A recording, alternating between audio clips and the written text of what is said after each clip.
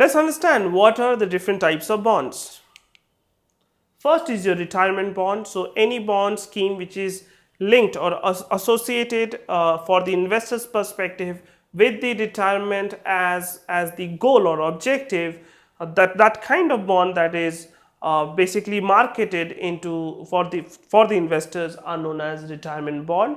Similarly, if the objective is for education of children and is marketed into that way, that will be known as education bonds. Deep discount bonds or zero coupon bonds are the one which does not have any coupon or have very less coupon. That means they have very less interest or no interest to be paid to the investors. Now the question arises, then why would any person invest into these kind of bonds? So how these bonds basically work is that they issue bond by giving a lot of discount. That means suppose 100 rupees is the face value, the purchase price of the bond would be 80 rupees.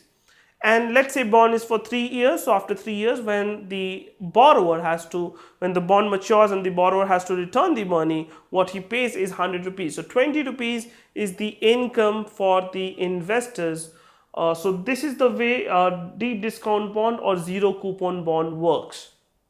Next is your encash bond, which is very much liquid. You can encash it anytime you need money from the lender, from the borrower of the money.